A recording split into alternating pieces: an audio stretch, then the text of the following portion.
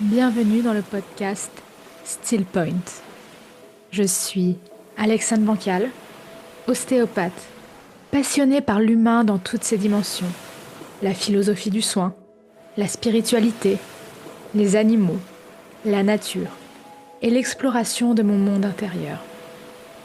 Dans cet espace, je porte ma voix en solo où je vais à la rencontre de personnes qui m'inspirent pour vous partager des réflexions autour de la présence, son influence dans les différentes sphères de notre vie et comment cultiver cette qualité d'être au quotidien.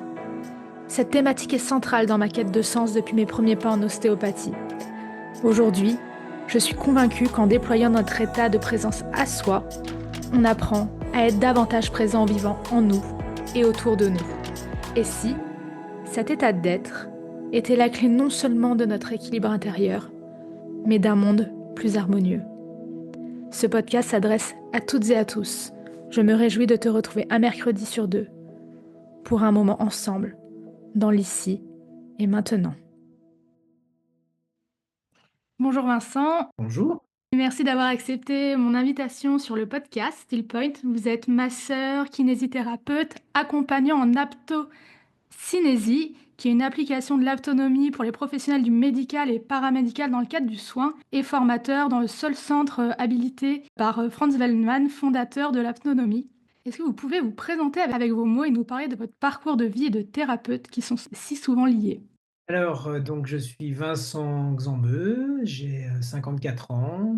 Donc j'ai suivi, des études de kinésithérapie dans les années 90 et puis, rapidement, je me suis retrouvé face à des questionnements, j'avais envie d'essayer de comprendre, qu'est-ce qu'était le soin. Donc je me suis orienté vers des formations assez techniques au départ et puis, j'ai découvert, l'autonomie de manière générale, donc, en 96. Et là, j'ai été assez, fasciné par, cette approche qui n'est pas une technique, mais qui est plus une approche vraiment et qui permet d'utiliser les techniques, différemment, qui permet de réaliser des soins différemment. Et donc, comme vous l'avez dit, le cœur de mon activité, c'est l'aptocinésie parce qu'il y a différents champs d'application dans l'aptonomie et l'aptocinésie, bah, donc c'est l'aptonomie appliquée aux soins. Donc ça concerne tous les soignants, alors les kinés comme moi, mais ça concerne aussi, les médecins, les sages-femmes, les infirmières, les ostéopathes, les psychologues et cetera et cetera. Chacun l'applique dans son domaine de compétence. Ça change pas son métier. Simplement, eh ben, ça va changer peut-être des éléments dans la façon de faire son métier. Voilà. Et donc depuis 96, j'ai jamais lâché. J'ai toujours été en formation. Et maintenant, depuis 2009, je suis passé aussi de l'autre côté, c'est-à-dire que je suis, formateur, en aptonomie, au centre d'aptonomie, le CIRDH, Franz Wellman. Donc CIRDH, ça veut dire Centre international de recherche et de développement en aptonomie. Voilà, et donc c'est vraiment un plaisir à la fois être, dans, mon cabinet pour, prendre soin de mes patients, mais être aussi dans la formation et les 2 se nourrissent énormément et j'aime beaucoup ça, et donc j'anime des formations dans le centre, d'autonomie, mais aussi dans les institutions. Je vais dans des hôpitaux ou EHPAD pour former des équipes et on en reparlera, je pense, au cours de la discussion, parce que c'est une branche particulière de l'autonomie. Donc l'autonomie, on connaît surtout l'accompagnement en pré et post-natal. Et là, vous nous dites qu'en fait, on peut l'appliquer à toutes les étapes tout au long de notre vie. Est-ce que vous pouvez nous expliquer ce que c'est exactement l'autonomie? Oui, alors c'est vrai que l'autonomie, pour le grand public et même dans le milieu des soignants, quand elle est connue, elle n'est pas souvent connue, mais quand elle est connue, elle est souvent connue par, le biais de l'accompagnement pré et postnatal. C'est un accompagnement des couples avant la grossesse, le plus tôt possible d'ailleurs, et c'est pas une préparation à l'accouchement, hein, c'est ce qui différencie. C'est vraiment un accompagnement à la parentalité et donc qui se démarre, très tôt et qui va aussi dans la première année de vie en postnatal, de l'enfant. Voilà, c'est un accompagnement, pardon, qui est très large et souvent, bah, quand on connaît l'autonomie, souvent c'est par ce biais-là. Voilà, et on pense que l'autonomie, c'est uniquement, l'accompagnement pré et postnatal. Or, ben, non, c'est aussi d'autres applications et donc, moi, celle que j'ai beaucoup développée, même si je fais un petit peu d'accompagnement pré et postnatal, c'est, l'aptocinésie. donc dans les soins, ce dont j'ai parlé précédemment. Il y a aussi tout un versant qui est l'aptopsychothérapie, donc qui concerne essentiellement les psychologues, les psychiatres, les médecins qui font des thérapies. Donc c'est, des psychothérapies à travers une approche aptonomique. Donc il peut y avoir potentiellement et il y a dans un rythme qui sied au patient, il y a contact tactile, ce qui est pas le propre d'une psychothérapie en temps normal, voilà. Je vais pas trop développer ce versant-là parce que c'est pas ma pratique, mais je vais peut-être plus parler donc de ma pratique qui concerne, l'aptocinésie. Alors, l'aptonomie, là actuellement, à mon sens en tout cas, elle a encore plus sa place parce que alors je sais pas au Sénégal, mais je pense qu'on est dans les mêmes, problématiques. En tout cas en France, le système de santé, que ça soit pour les patients ou pour les soignants, il est en souffrance et à mon sens, l'autonomie est une vraie réponse à cette souffrance, hein, et je vais expliquer un petit peu pourquoi. L'autonomie, elle va vraiment s'intéresser à tous les niveaux du soin. C'est-à-dire, dans le soin, il y a déjà qu'est-ce que c'est qu'un accueil? On accueille des gens qui sont vulnérables. On accueille des gens qui sont, en souffrance et qui sont pas dans leur état normal, hein, et on doit en tenir compte. Et donc, dans l'accueil, que ce soit au téléphone quand c'est le cas, mais dans l'accueil aussi physique quand on les reçoit, la façon dont on va les accueillir, aller les chercher dans la salle d'attente, les accueillir dans notre bureau, la façon dont ils vont s'installer, la façon dont on va prendre contact au départ, a déjà une incidence. On ne peut pas dire que ça n'a pas d'incidence. Ça a déjà un lien. Et l'autonomie, c'est pas juste de la gentillesse, c'est pas juste de la bienveillance. Il y a le développement d'une certaine qualité de présence qui va faire que cette personne-là, assez rapidement ou immédiatement, elle va se sentir entre guillemets chez elle, c'est-à-dire elle va développer une certaine sérénité, une certaine tranquillité. Et c'est pas le fruit du hasard, c'est le fruit d'un développement de cette qualité de présence que l'on développe au fur et à mesure des années quand on pratique cette approche. C'est pas ésotérique du tout, hein, c'est quelque chose de très. Il y a des facultés rationnelles qui se développent et qui après peuvent être des facultés un peu plus affectives. Mais au départ, il y a des facultés rationnelles que l'on peut développer et qui nous permettent d'être dans une autre relation à l'autre, y compris sans contact. Donc il y a cet accueil, mais après, quelque chose qui parfois, malheureusement, actuellement, est un peu négligé, c'est tout l'examen clinique. Moi, ça m'interroge, je ne vais pas dire plus, mais ça m'interroge énormément quand je vois qu'il y a tout un courant de la kinésithérapie où les praticiens ne touchent plus les patients. Alors là, moi, ça m'interroge, ça me sidère. Comment on peut faire un examen clinique sans toucher?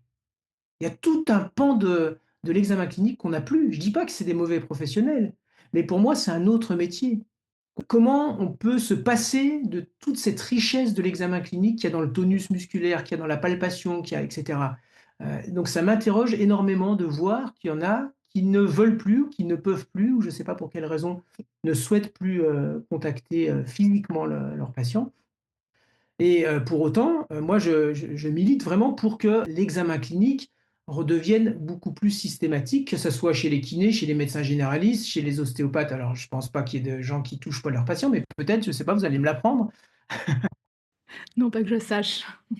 En tout cas, voilà, l'examen clinique, je pense, doit retrouver une place un peu plus centrale. Parce que, en tout cas, chez les médecins généralistes, parfois, il y a aussi un courant où on passe très rapidement à l'examen complémentaire, sans examiner cliniquement comme pouvaient le faire des médecins plus anciens, on va dire, dans leur façon de faire. Si on veut utiliser les termes anglais, vous savez, c'est un peu à la mode, mais on parle de cure ou de care, hein. Moi, je trouve que les deux sont nécessaires. C'est-à-dire que il n'y en a pas un qui devrait dominer l'autre. Les deux sont nécessaires et les deux sont le fruit d'un apprentissage. Le care, c'est pas juste de la bienveillance, juste de la gentillesse. Non, non. Ça, c'est une vision très romantique. Mais savoir rassurer quelqu'un, savoir le sécuriser, savoir l'écouter, etc., c'est un apprentissage. J'avais bien aimé à ce sujet une interview d'une chirurgienne maxillofaciale qui avait été interviewée par une journaliste de France Inter, Léa Salamé, pour la citer, qui avait fait une émission, c'était Femmes puissantes. Et cette chirurgienne, elle était interviewée parce que c'est elle qui avait opéré, je ne sais plus le nom de cette personne qui a été dans les attentats de Charlie Hebdo, de ce journaliste, et qui a eu X opérations après parce qu'ils en étaient sortis, mais non sans dommage. Et donc elle a été interviewée à ce titre-là.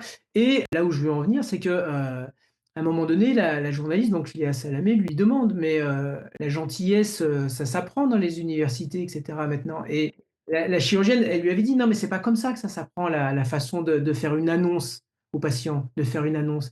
C'est quelque chose qui se transmet entre pairs, avec l'interne et cetera, qui va venir, qui va sentir la façon dont on va s'asseoir, mais c'est pas un protocole qu'on applique, c'est pas je mets la main sur l'épaule et je fais ci et je fais ça. C'est quelque chose qui s'apprend, qui se sent avec l'expérience», hein.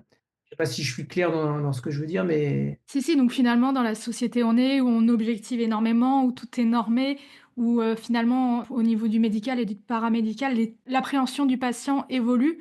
Donc, cette leptocynésie, c'est une façon de réapprendre aux thérapeutes et aux accompagnants à se connecter à l'autre et à soi et plus largement au monde, quelque part. oui, il y a vraiment un apprentissage dans le soin en aptonomie. D'ailleurs, au départ, dans tout soin en aptonomie, que ça soit en aptocinésie ou en psychothérapie, il y a ce qu'on appelle 3 séances de découverte. C'est une façon de rentrer en contact avec la personne, de lui expliquer un petit peu de manière expérientielle ce que ça va être et de lui faire découvrir ses facultés, de lui faire découvrir qu'est-ce que c'est qu'être ensemble dans un contact et ce qu'on peut rapprocher parfois quand 2 danseurs sont vraiment ensemble, on ne sait plus vraiment qui guide. Il y a une forme de communion où chacun a toute sa place, mais il y a aussi quelque chose du nous, de l'ensemble qui voilà. Et dans ces séances de découverte, c'est, faire comprendre qu'est-ce que c'est qu'être ensemble dans un contact et qu'est-ce que ça induit en termes de sécurité. Très rapidement, on fait percevoir à la personne qu'elle est moins vulnérable, simplement parce qu'elle a mis en œuvre une faculté pour être avec le soignant. Et c'est pas magique, c'est quelque chose qui est reproductible, donc scientifique. Donc quelque part, c'est accompagner le patient pour qu'il soit acteur dans son soin et quelque part dans sa guérison. Exactement. C'est l'autonomie fait vraiment un appel à ce que le patient soit très présent et réponde vraiment de manière, comment on pourrait dire? Avec toute son intentionnalité vitale. On va chercher cette intentionnalité vitale chez le patient. On va chercher, que ça soit dans des gestes de soins, de palpation, et cetera, on va tout le temps chercher la réponse du patient. On va chercher la manière dont il se manifeste. Et en fonction de la manière dont il se manifeste, on va s'ajuster. C'est-à-dire que c'est vraiment un examen et un soin sur mesure. On pourrait dire que beaucoup de soignants ont cette, volonté au départ de faire un soin sur mesure. C'est pas propre à l'autonomie, on est d'accord. Mais l'autonomie amène ce savoir-faire pour être vraiment, subtilement dans cette, alliance, on pourrait dire, thérapeutique, dans cette alliance avec le patient. Et on l'aide à comprendre consciemment comment il peut faire, hein. Et pour après, éventuellement, transposer ça dans sa vie en général, hors de la situation thérapeutique, pour que de manière générale, il soit moins dépendant du soignant ou des soignants. Donc il y a vraiment cette optique d'autonomisation du patient. OK, donc autonomisation du patient, mais aussi, du coup, globalité. Vu que ça se passe depuis la salle d'attente, voilà, on n'est pas juste sur du physique quand on est kiné ou ostéopathe, il y a vraiment le patient dans toute sa dimension qui est pris en compte. Oui, tout à fait, tout à fait. Globalité d'ailleurs, au sens où Franz Wellmann, pour lui, à travers cette approche autonomique qu'il a développée, c'était pas possible de séparer corps, esprit et affectif. Et l'affectif, c'est vraiment le lien qu'il y a entre le corps et l'esprit, l'organisateur qu'il y a entre le corps, et l'esprit. C'est une illusion de croire qu'il y a des perceptions qui sont objectives. Elles sont forcément subjectives et teintées de tout ce que l'on est. À partir de là, c'est de dire: «Oui, eh ben, on a des perceptions qui sont de toute façon subjectives. Comment on va faire pour que la personne se sente le plus en sécurité possible, pour que je puisse, du coup, me rapprocher au plus près du réel de sa pathologie et pas le laisser dans une réalité psychique qui rajoute du handicap à la pathologie initiale». On parlait de sécurité et vous parlez beaucoup depuis le début de notre entretien de sécurité intérieure, sécurité affective. En quoi, du coup, cette sécurité est-elle essentielle? Comment elle se met en place et à quoi est-ce que ça mène exactement? C'est essentiel, je dirais, dans la vie d'un individu. C'est essentiel dans sa vie en général. Quand on n'est pas en sécurité, on ne fait pas les bons choix. Quand on n'est pas en sécurité, on est en souffrance. L'autonomie, dès la vie prénatale, en venant contacter cet être humain en construction in utero, on lui permet de faire l'expérience d'être reconnu comme bon par essence. C'est-à-dire qu'à travers un contact, non pas objectivant, non pas palpant, donc qui vient chercher, à comprendre de manière, objective, mais par un contact doux, tendre, comme un câlin, d'une main que l'on essaye vraiment, la plus globale possible, la plus englobante possible. On vient de permettre à cet enfant de faire l'expérience de: «Je suis aimé pour ce que je suis, par essence, pas pour ce que je fais». Et ça a rien à voir. Ça veut pas dire que la reconnaissance de ce que l'on fait, elle est pas importante plus tard, et cetera. Mais déjà, quand on fait cette expérience-là très tôt, ça donne vraiment une sécurité et ça, on le constate, les enfants qui, bien souvent, ont fait de l'autonomie se manifestent dans une, certaine, tranquillité pour pouvoir, s'affirmer comme ils sont, pouvoir dire exprimer leurs désirs vitaux. C'est ça qui est essentiel. Quand on est insécure, on n'ose pas exprimer ce que l'on aime, on n'ose pas exprimer ce que l'on est et donc du coup, eh ben, les autres le font pour nous. Donc c'est un sacré trésor de Ouais, ça permet de prendre sa place. ben oui, c'est ça.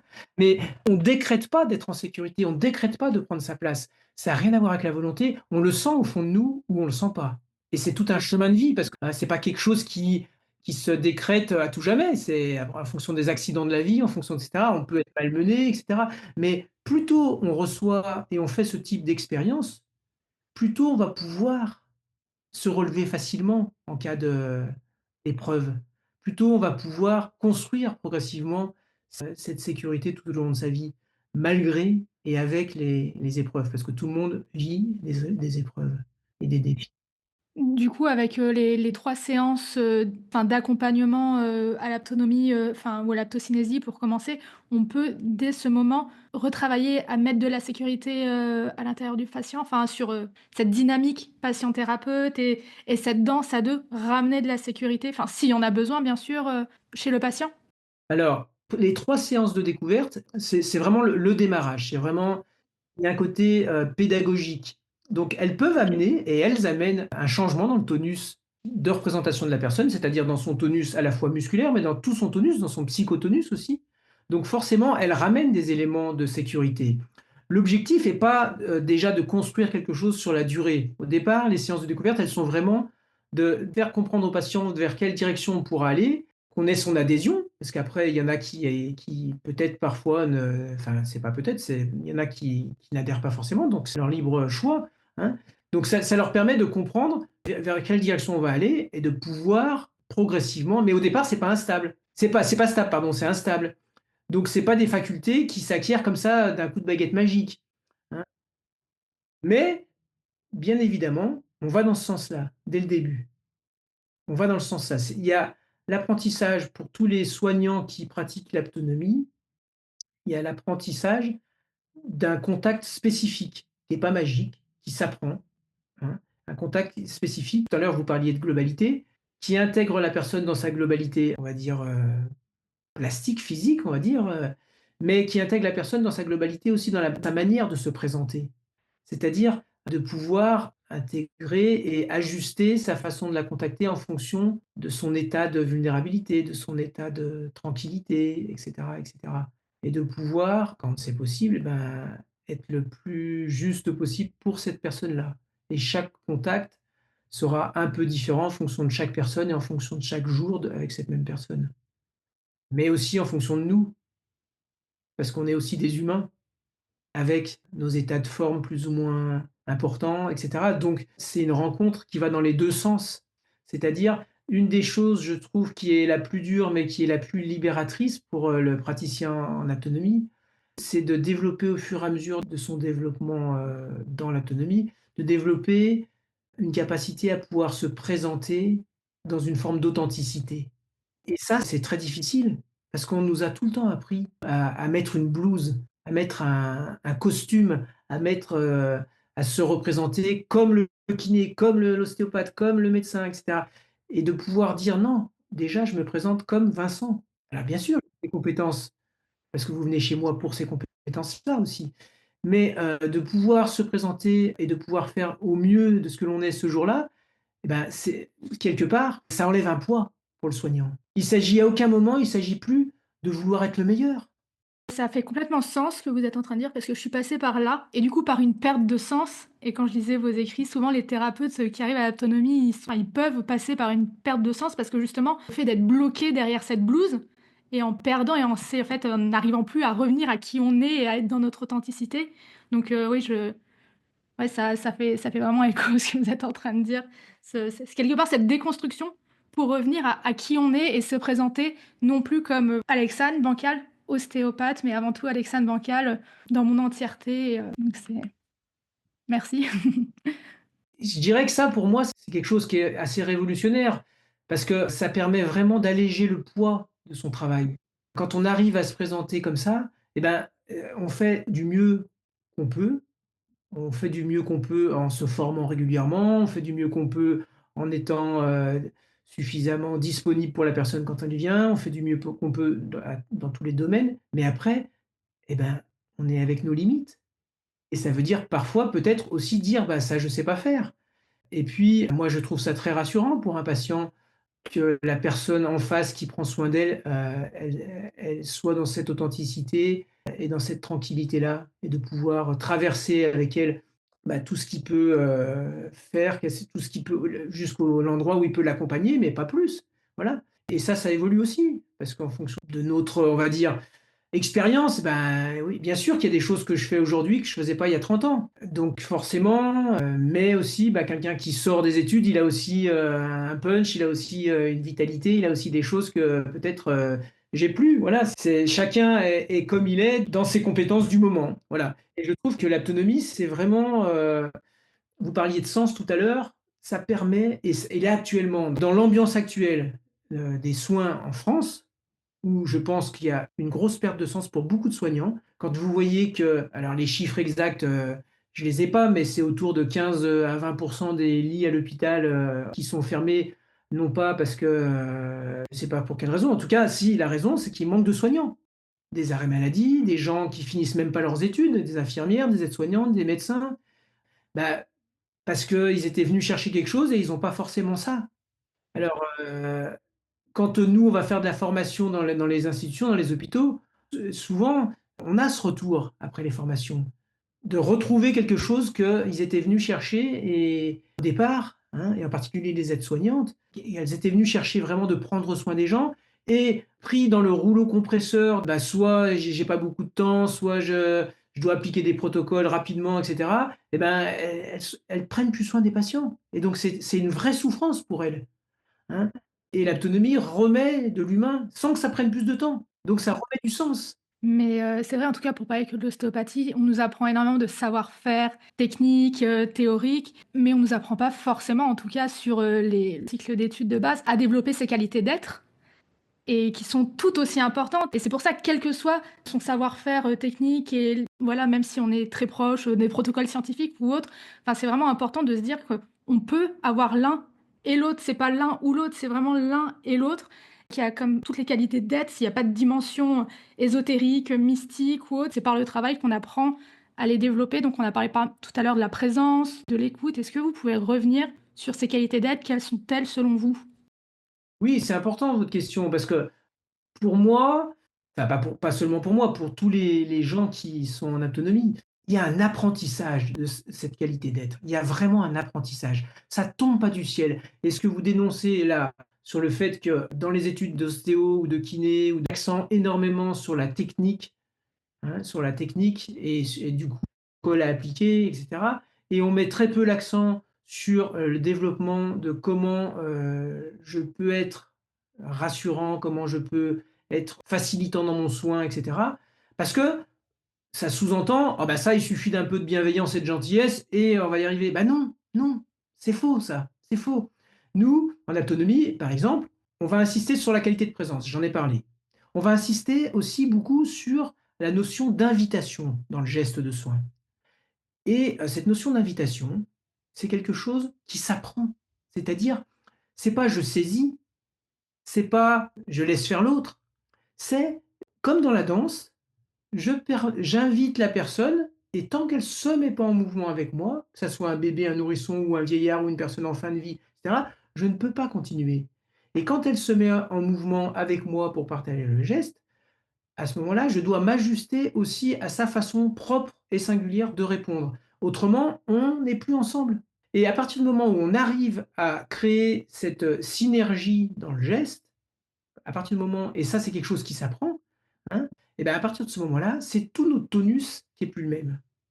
Donc du coup, ça veut dire que ça change le diagnostic, ça veut dire que ça change le soin, ça veut dire qu'on n'est plus dans le même état d'insécurité chez le patient, et cetera, et cetera. Donc c'est quand même, essentiel et pour le soignant, si on se place du point de vue du soignant, qui, arrivait pour faire une toilette pour une aide-soignante, qui arrivait pour un ostéopathe pour débloquer une sacro-iliaque, qui arrivait pour un médecin pour aller palper un abdomen tendu et puis même s'il ne le voulait pas, parce qu'il n'avait pas cet apprentissage de qu'est-ce que c'est que faire un geste ensemble, et ben, il provoque encore plus de douleur. Là, on n'est pas content, parce qu'on n'est pas venu là pour faire mal, même si parfois la douleur, elle est inévitable dans un soin.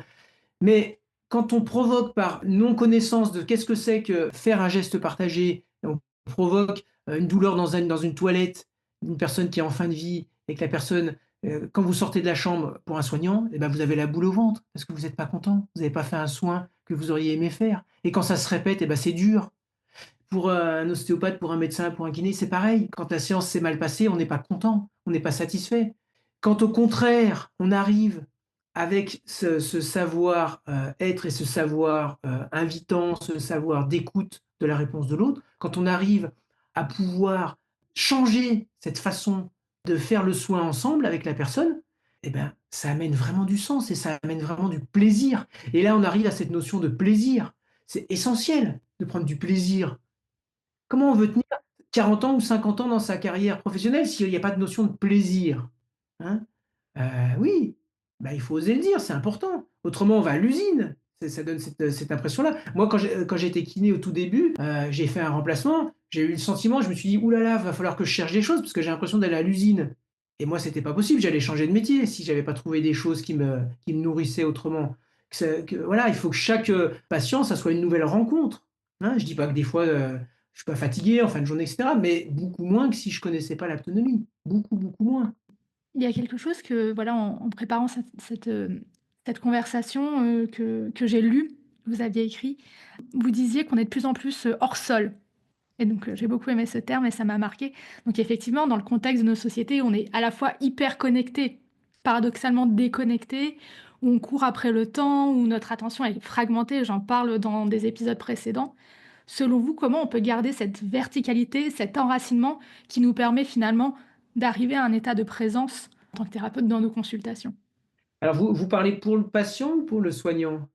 Pour le soignant, puis ouais, pour le patient aussi, enfin non. Oui, de toute façon, c'est la même chose. Je vais commencer par, évoquer, pour le soignant. C'est-à-dire qu'en fait, il y a surtout pas de choses à faire sur nous. C'est-à-dire que par rapport à d'autres approches ou d'autres techniques, l'autonomie, c'est immédiatement dans la rencontre avec l'autre. C'est pas je me centre sur moi, je m'observe et je fais quelque chose sur moi pour pouvoir être disponible pour l'autre. Non, non, c'est pas comme ça que ça marche. C'est je vais à la rencontre de l'autre, je l'invite à venir à ma rencontre et c'est dans cette rencontre-là que progressivement, je vais apprendre à nourrir un certain tonus, une certaine présence qui va, ce qu'on appelle ouvrir sa base. La base en autonomie, c'est toute la région entre le diaphragme pelvien et le diaphragme thoracique. Voilà, c'est ouvrir la base de telle sorte que je ne sois pas dans quelque chose de rétréci dans ma perception. Je sois dans quelque chose d'ouvert sur l'extérieur, en contact avec l'autre. Et donc dans cette disponibilité à l'autre, dans cette disponibilité à la fois de gestes partagés, mais dans cette disponibilité tout court. Et c'est vraiment un appel pour que le patient puisse venir assez rapidement aussi dans ce même état. Pardon. Alors vous parliez de verticalité.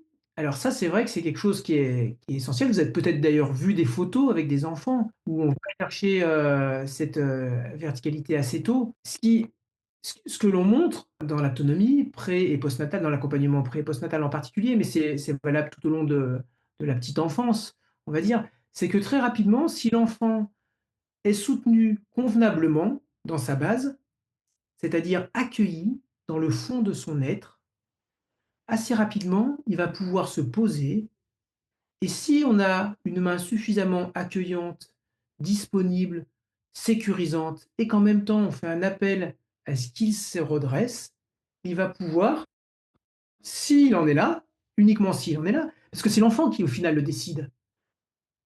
L'adulte qui le soutient, il met tout en œuvre pour potentialiser ça, pour permettre ça. Mais c'est l'enfant, s'il est disponible et s'il a envie, qui va le faire. Il n'a pas de raison de ne pas avoir envie, si c'est adapté à son âge. On ne va pas lui demander de se mettre debout à 2 jours de vie, bien évidemment. Mais si c'est adapté à son âge psychomoteur et que bah, c'est souvent qu'il va avoir envie, parce que ça va dans le sens de ses désirs vitaux, adaptés à son âge. Mais il y a quand même des singularités qui sont propres à chaque enfant. Donc voilà, il y a des enfants qui beaucoup plus tôt seront intéressés par tout ce qui est autour de la motricité, d'autres beaucoup plus autour de ce qui est auditif, etc. Ils ne vont pas être mis en mouvement par les mêmes choses. On se met en mouvement toujours par rapport à ce qui nous émeut. Je reviens par rapport à ça, il n'y a pas de perception neutre. On ne se met pas en mouvement par hasard. On se met en mouvement vers quelque chose. Donc si dans sa typologie, on est très auditif, et ben si une musique qui nous plaît, ça va nous mettre tout de suite en mouvement. Alors ça peut être très subtilement ou en bougeant plus, mais on va se mettre en mouvement. Si dans sa typologie, on est beaucoup plus visuel, ça sera peut-être un livre ou quelque chose d'autre. Voilà, on se met en mouvement vers. Alors l'autonomie, elle vient soutenir cette potentialité et en particulier d'amener tout de suite dans la verticalité quand l'enfant le peut et le veut. Et pourquoi c'est essentiel? Bah parce que c'est soutenir l'autonomie de l'enfant. On a parlé beaucoup d'attachement là, c'est-à-dire sécurisé, et cetera. Mais l'attachement n'a de sens que s'il est associé à un autre mot qui est le détachement.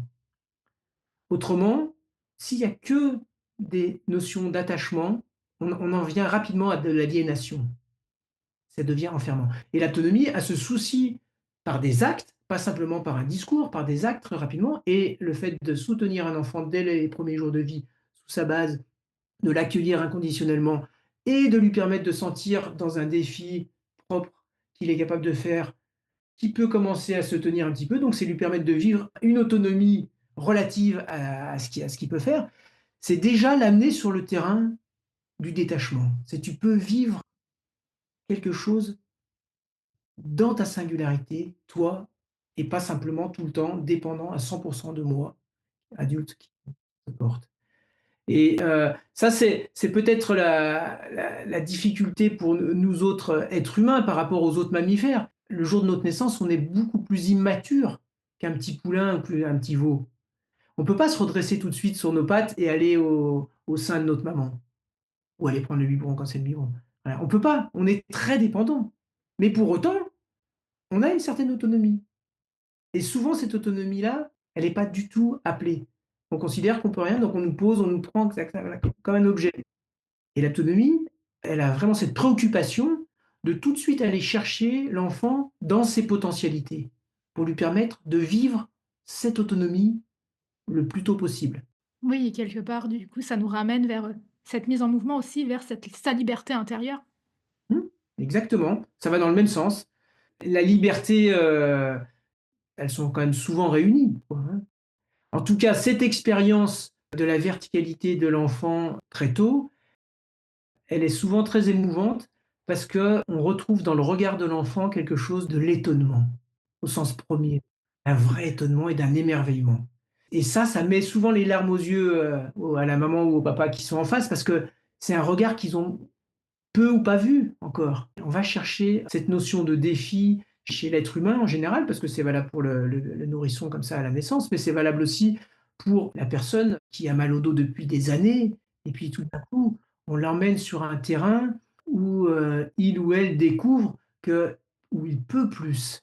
Et c'est pas la volonté, c'est progressivement dans l'expérience vécue ensemble que je peux plus. Parce que le tragique de la douleur chronique, de la douleur, vous le savez aussi bien que moi, bah, c'est qu'à bout d'un moment, c'est le cercle vicieux. La peur entretient la douleur et la douleur entretient la peur. Et donc quand on arrive à sortir un peu de ce cercle vicieux pour ramener dans du possible un peu plus, ça amène aussi de l'émerveillement et de l'étonnement, hein, parfois. Alors pas comme l'enfant qui, mais c'est aussi quelque chose qui peut être très émouvant. Ouais, donc ça passe par, en consultation, le vécu dans le corps et dans le mouvement qui ramène ou qui va faire recréer des connexions et de l'ouverture quelque part? Oui, alors c'est une question qui me fait penser à quelque chose d'important. L'aptonomie se comprend de manière phénoménologique. Là, quelqu'un qui ne connaît pas du tout l'aptonomie, il va nous entendre la discuter, il va comprendre partiellement, il y a des éléments qui vont peut-être lui parler, et cetera. Mais pour vraiment comprendre, l'aptonomie, heu, il faut le ressentir au moins dans ces 3 séances de découverte dont on parlait. Parce que c'est phénoménologique, c'est-à-dire ça se comprend par le phénomène, en premier lieu. Et après, on peut conceptualiser, on peut élaborer autour de ces phénomènes-là. Mais c'est en premier lieu l'expérience physique qui donne compréhension. L'expérience pas physique, l'expérience, tout court. Voilà. OK. Est-ce que le souffle a une place dans ces séances ou juste peut-être dans la création de l'alliance, patient-thérapeute? Alors, oui, mais attention. C'est-à-dire que, en fait, Frans Velleman, le fondateur donc de l'autonomie, qui était un médecin néerlandais, pour la petite histoire, je peux peut-être dire qu'il est né en 1921 et qu'il est mort en 2010. Il a fait l'expérience d'être dans les wagons qui allaient dans les camps de concentration et il a vu beaucoup de gens asphyxiés dans ces wagons. Asphyxiés parce qu'ils étaient serrés, mais asphyxiés aussi parce qu'il y avait une peur, atroce, inhumaine. Et il était déjà dans ses interrogations parce il avait commencé des études de médecine. Et il a beaucoup cherché qu'est-ce qui se passait autour de la respiration et du il a essayé de faire des études, pneumographiques et cetera au départ et il s'est rendu compte que ce qui était compliqué dans l'étude du souffle, parce que pourquoi il a essayé de chercher? Parce qu'il s'est rendu compte que les gens manifestaient leur mal-être à travers leur respiration et quand il a essayé de faire avec des capteurs et cetera des analyses, il s'est assez rapidement heurté à la difficulté de la personne à partir du moment où elle s'observe, à partir du moment où elle met de l'attention sur son propre souffle ou sur sa propre respiration, eh ben, ça coupe quelque chose. Donc, quand vous dites que bah, le souffle est important, bah oui, oui, il est extrêmement important. Il fait partie d'un panel d'éléments dont on va tenir compte dans la façon de contacter une personne, dans la façon dont elle nous répond dans son souffle, ça va être extrêmement important. Pour autant, il ne faut pas qu'on mette l'attention centralement sur le souffle, ni sur le nôtre, ni sur celui du patient. Ça doit être marginal. Il ne faut surtout pas que la personne, elle s'observe dans son souffle, dans sa respiration. Autrement, ben, ça casse quelque chose. Pour finir, j'ai 2 questions à vous poser. Heu, Pouvez-vous me dire ce que vous pensez du silence, de l'émerveillement et de la joie? Eh ben, le silence, comme vous pouvez l'entendre, c'est quelque chose qui ne me fait plus peur. Je le cherche pas à tout prix, mais je l'accueille quand il est là. Je parle de ma vie en général, mais en particulier dans le soin. En tout cas, ce que l'on essaye de développer en autonomie, pour aller dans le même sens de l'authenticité, c'est des paroles parlantes. C'est des paroles qui viennent du fond du cœur, ou en tout cas qui ont du sens. C'est pas juste pour combler, c'est pas juste du bruit. C'est des paroles, à l'inverse de ce qu'on appelle en autonomie les paroles parlées, qui sont beaucoup plus uniquement rationnelles, purement rationnelles et qui peuvent être parfois de l'agitation, qui comblent un malaise, qui comblent, une insécurité, ou d'autres choses. Alors, on va pas rechercher à tout prix à ce que les personnes se taisent. On va essayer de faire comprendre à la personne que, les mots ne sont pas obligés, que le silence peut être quelque chose et d'ailleurs, moi, il y a plein de séances où il y a pas beaucoup de paroles.